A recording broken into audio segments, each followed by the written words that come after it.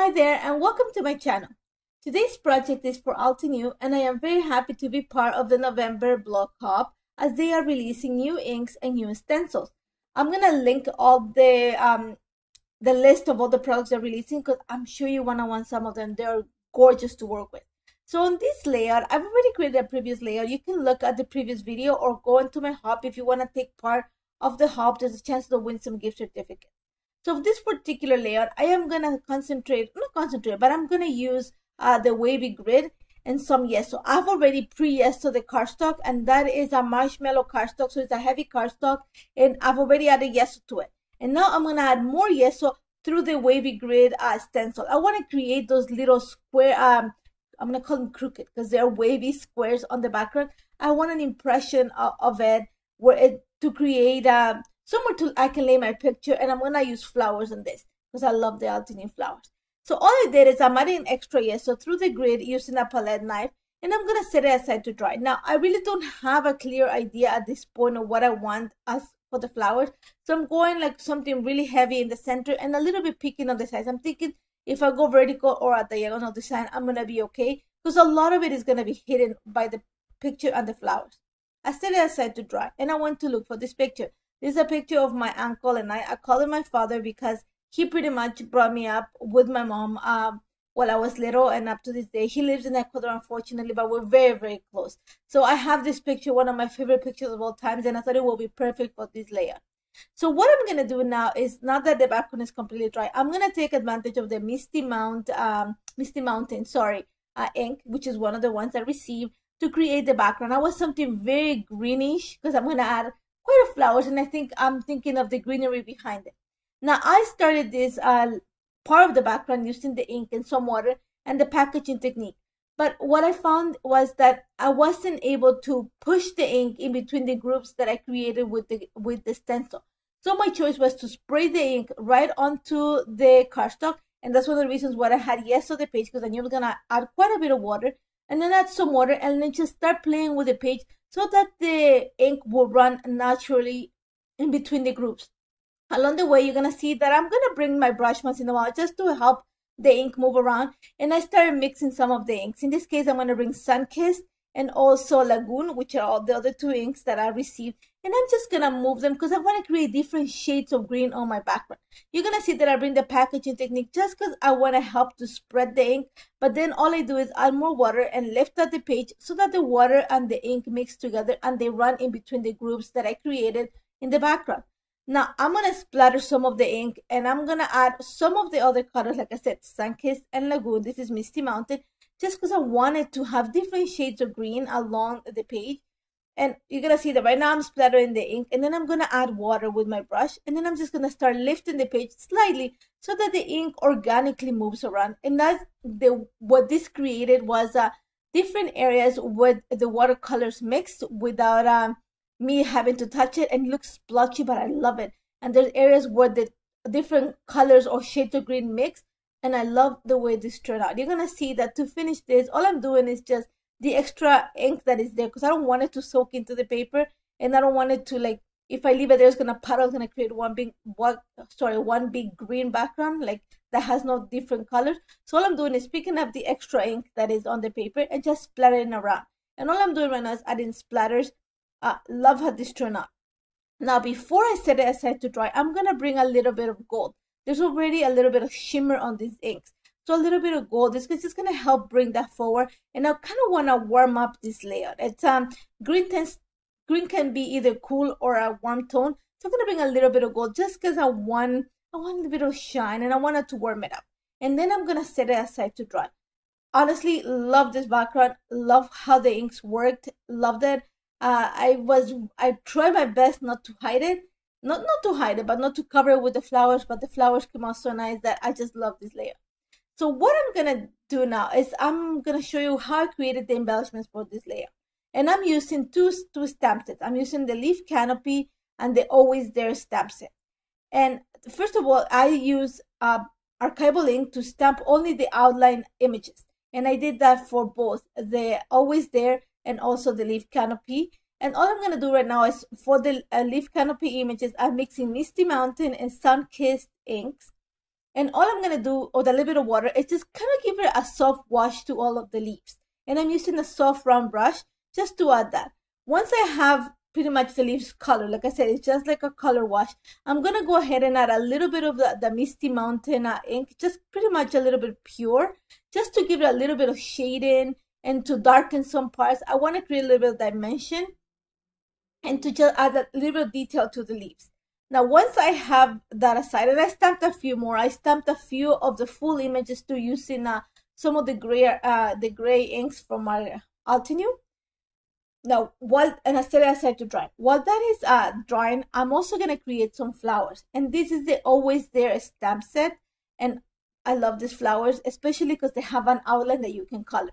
So I look for the stamps that had outline.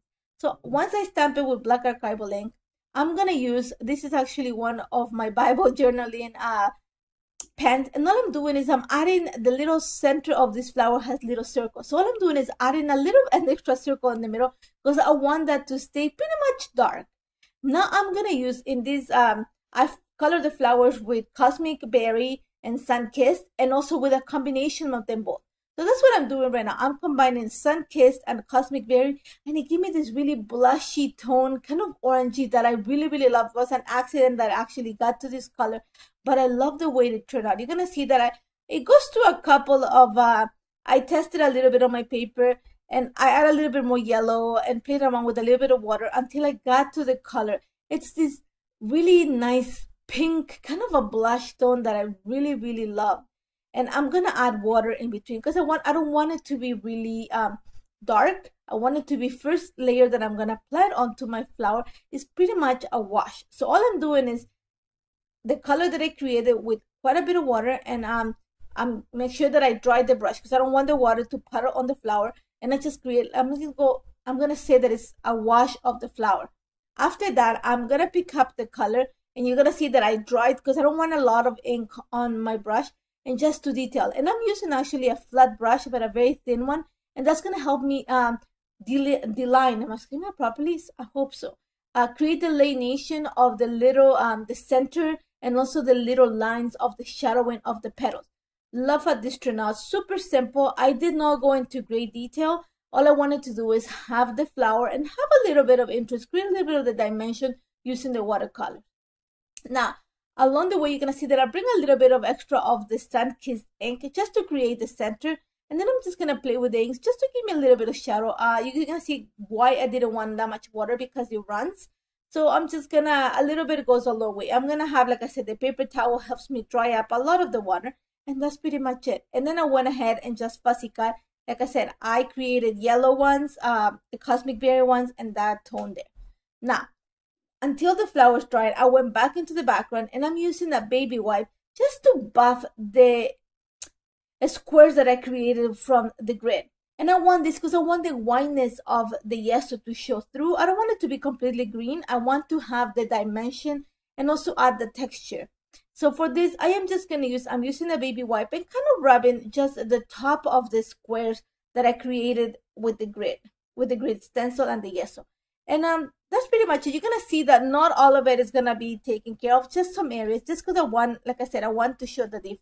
And here's going to show you what I did. Like I color, like I said, I had outside of the camera quite a bit of the flowers, and I stamped everything, and I had already fussy cut for this layer.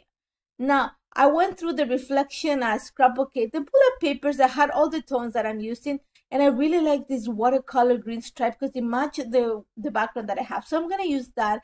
And that purple paper is also, these two are from the reflection kit, just to back the layer. In between these two layers of paper, I added some foam adhesive because I want to create that lift and the separation between the layers. It's going to help me to layer the flowers in between. Now that I have it ready and everything is pretty much all dried and ready to go, I'm going to go ahead and set up. So my idea is, based on the background, I want to have the picture pretty much on the top left side of the layer. So I'm going to go ahead and actually use glue, and you're going to see that I'm going to put pressure because there is the dimension at the bottom, and yeso doesn't like to, it's hard to glue stuff together. So you're going to see that I put quite a bit of pressure. And after that, I'm just going to start adding all the flowers and all the leaves that I created. And you're going to see that I'm going to use some foam adhesive along the way At this point, I knew I was going to add lots of the flowers at the bottom and just a little bit at the top, just because of the position that I added my layout, my picture, sorry. And you're going to see that I'm going to start playing with some of the flowers. I wanted to make sure that I used a combination of the 3 colors that I used, and also that I bring those gray stamped images of the leaves. And why I stamped in gray is because I want to use them in the background. I'm going to create some sort of dimension and also give some shadow to the background. So you're going to see that all I'm doing is I'm playing with the layout, not with the layout, sorry, with the flowers, just moving some around. I'm creating sort of my cluster. And like I said, the way it ended up looking is kind of like a C at the bottom. And I actually thought it was great because it gave me the space to add an extra detail right in the little hole, not a hole, but I'm going to say in that little circle that semicircle that I created. Now that I have the bottom, I love the combination of all the colors. I'm going to go ahead and also add some flowers and some of the leaves that I stamped to the top corner of the picture, top left corner of the picture. There's a lot of negative space there. And I don't want to add much because I don't have that much space to start with. But I want to have enough that it's gonna look like the picture is nestled in between a bunch of flowers. That was my idea. So like I said again, the reason why I stamped gray is because I want to create shadow. And all I'm doing to make sure that it works, I'm adding some foam adhesive behind the flowers and some of the leaves, just to create the movement and to create the shadow and to give me some dimension. Once I have this all done, this pretty much my layout is done. You're going to see that I'm going to bring just a few details. The first thing that I'm going to do is I went through the reflection skid and try to find, actually I had the letters that come in the alphas. And so I spelled the word blessed, because I'm really blessed that I have my uncle in my life. And then I found this acetate butterfly that actually fits perfect in that little hole that was created when I cluster all the pictures. You're going to see that I'm going to use the Always There stamp set to create the rest of my title. And I love that it said, bless, thank you for always being there. And this is pretty much what my uncle's done my entire life and still does for me and for my kids. He's always there, even though he's in a distance. You know, so I'm just using the sentiment to create the title of this. And it's a compound title. It's really going to read, oh, absolutely blessed. And I'm bringing the absolutely actually comes from, I think it's the vintage rose stamp set that I've had for quite a bit. And I'm going to use to create the title. Now I'm going to bring one of the small stamps. And this one says collecting moments. And it's the small little stamp. And I just had the sentiment that says collecting happy moments. And I just added around the picture. And then I'm going to add this chipboard sticker from the reflection kit that actually matches the paper and some of the flowers. I'm going to bring a few accents of gold, some little hearts of gold from my stash, just because I want to bring, you know, I added all those gold splatters. So I think a little bit of gold is going to help this layer. And then I'm going to add some lines of journal underneath the butterfly pretty much, and a few more stickers. And that's pretty much it. I love how this turned out. Honestly, this is probably one of my favorite projects that I've created with Altenew inks. And I hope you go ahead and check out all the release. It's beautiful. There's so much you can do. If you like mixed media, then there's great options for you to work with. If you like card making, trust me, I've created a card too. Didn't create a video for it, but I created a card. So easy to work with them. Go ahead, check them out. You won't regret it. Such a beautiful release. And if you have any questions, as always, don't hesitate to contact me. Hop onto my blog so you can go around and see all the projects created. And there's a chance of winning a $50 gift certificate through the Altenew store and also a $30 gift certificate in my blog. So again, thank you so much for joining me, and I hope to see you soon. Take care, guys.